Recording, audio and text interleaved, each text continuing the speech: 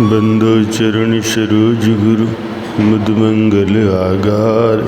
जय सेवत नर होते हैं भव सागर से पार। गुरु जी के सुमिरन मात्र से नाशत विघ्न अनंत। तासे सर्वारंभ में ध्यावत हैं सब संत। तासे सर्वारंभ में ध्यावत हैं सब संत। मेरे प्यारे गुरुमुख बंधुओं, जैसे बादल के हट जाने पर सूर्य का दर्शन होता है, दर्पण की मैल दूर करने से मुख का प्रतिबिंब दिखाई देता है। हिलते हुए पानी के ठहर जाने से उसमें चेहरा प्रत्यक्ष दिखाई पड़ता है। उसी प्रकार मायावी बंधनों से मुक्त होने पर आत्मज्ञान से हृदय बिल्कुल शुद्ध और स्थिर हो जाता है, तो इष्ट देव मालिक का स्वरूप दिल के दर्पण में दिखाई देने लगता है। यही परम धर्म है जिसे प्रत्येक मनुष्य को पाना है। महाराज जनक के समय की बात है। एक ब्राह्मण कोई अपराध करते हुए सैनिकों द्वारा पकड़ा गया और महाराज जनक के सामने प्रस्तुत किया गया। महाराज जनक ने कहा, आप ब्राह्मण होकर भी ऐसा कर्म करते हैं, ये सुनकर मुझे बहुत दुख हुआ। इसका दंड आपको बहुत भारी मिलेगा। चूँकि आप ब्राह्मण हैं, इसीलिए मैं आपको केवल इतना ही दंड देता हूँ कि आप मेरे राज्य की सीमा के बाहर चले जाएं। मेरे राज्य में आपके लिए कोई स्थान नहीं है। महाराज जनक का ये आदेश सुनकर उस ब्राह्मण ने कहा, ठीक है, मैं आपका ये दंड सहर्ष स्वीकार करता हूँ। मैं आपके राज्य की सीमा के बाहर चला जाऊँगा, लेकिन जाने से पहले मुझे मेरे एक प्रश्न का उत्तर दे दीजिए। महाराज जनक बोले, पूछिए, आपके प्रश्न का उत्तर देने का मैं प्रयत्न करूंगा।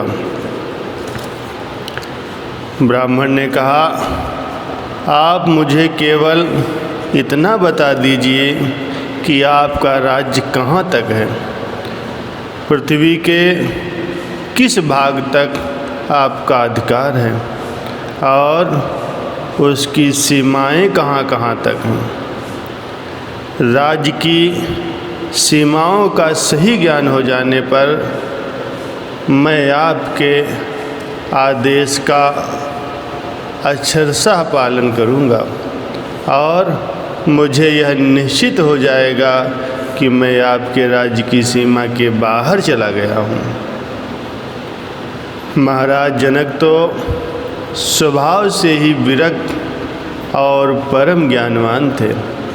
ब्राह्मण के इस प्रकार प्रश्न पूछने पर वे मन ही मन विचार करने लगे कि मेरे राज्य की सीमाएं कहाँ तक हैं और कहाँ तक मेरा अधिकार है। विचार करने पर पहले तो उन्हें संपूर्ण पृथ्वी पर ही अपना राज्य अधिकार दिखाई दिया। फिर और अधिक विचार करने पर वह अधिकार घटकर केवल मिथिला राज्य तक आ गया। जब उन्होंने और विचार किया तो ऐसा लगा मानो उनका अधिकार केवल मिथिला नगरी और उसके निवासियों तक ही सीमित है। कुछ और विचार करने पर अधिकार की सीमाएं और कम हो गई और वह केवल राजप्रसाद की चारदीवारी तक ही सीमित रह गया। फिर और अधिक विचार करने पर ये अधिकार केवल परिवार और फिर केवल अपने शरीर तक सीमित रह गया। अंततः शरीर पर भी उन्हें अपना अधिकार दिखाई नहीं दिया। उन्होंने विचार किया, ये पृथ्वी, ये राज्य, ये प्रजा, ये परिवार और ये मेरा शरीर, इनमें से तो किसी पर भी मेरा अधिकार नहीं है। ये सोचकर वो चुप हो गए। उन्होंने ब्राह्मण के प्रश्न का कोई उत्तर नहीं दिया। उन्हें मौन देखकर ब्राह्मण बोला, आपने मेरे प्रश्न का कोई उत्तर नहीं दिया। राजा जनक ने कहा, आपके प्रश्न का मैं क्या उत्तर दूं? मैं क्या बतलाऊं कि मेरा अधिकार कहाँ तक है और उसकी सीमाएं कहाँ तक हैं? क्योंकि ये राज्य, ये धन, ये वैभव, ये परिवार आदि जो कुछ भी है सब बेगाना है। इनमें से किसी भी वस्तु पर मेरा तो क्या किसी भी मनुष्य का अधिकार नहीं है। मनुष्य इनमें से कुछ भी तो अपने साथ नहीं ले जा सकता। अपना ये शरीर भी जिसे साथ लेकर मनुष्य संसार में आया है, उस पर भी मनुष्य का कोई अधिकार नहीं। वह भी मनुष्य से छिन जाता है। वह भी जीव साथ नहीं ले जा सकता। साथ तो एकमात्र धर्म ही जाता है। इसीलिए आप जहाँ चाहें वहाँ रह सकते हैं।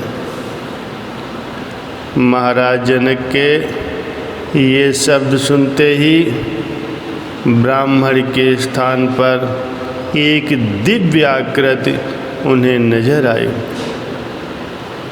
महाराज जनक सिंहासन छोड़कर उसके सम्मान में उठ खड़े हुए। तब उस दिव्य आकृति ने कहा, राजन, मैं साक्षात धर्म हूँ। मैंने केवल आपकी परीक्षा के लिए ही ब्राह्मण का ये रूप धारण किया था। मैंने देख लिया है कि आप सचमुच ही धर्म के पथ पर चल रहे हैं और परम ज्ञानी तथा पूर्ण वैराग्यवान हैं।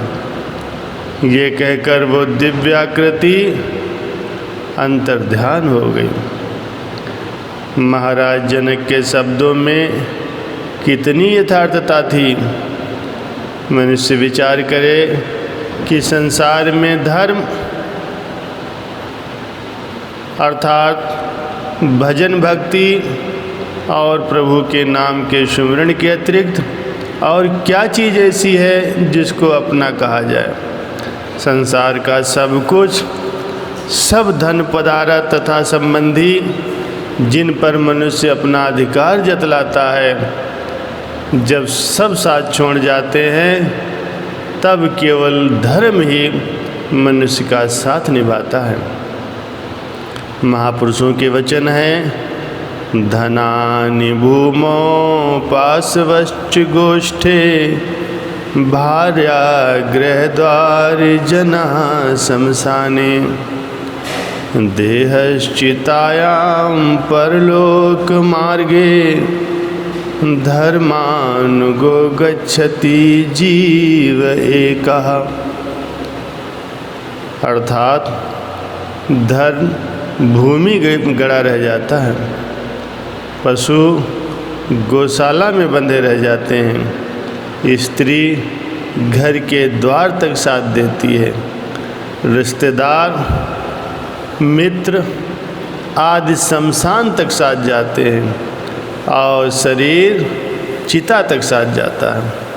परलोक में तो जीव के साथ केवल धर्म अर्थात नाम, सुमिरन, भजन, सेवा, सत्संग आदि ही साथ जाता है। इस बात पर भली भांति विचार करके हमें चाहिए कि हम नाम और भक्ति की कमाई करें, जो कि हमारी अपनी चीज़ है, और जिसने परलोक में हमारा साथ निभाना है, इसी में हमारा कल्याण है और जीवन की सफलता है। बोलो जयकारा बोल मेरे श्री गुरु महाराज की जय।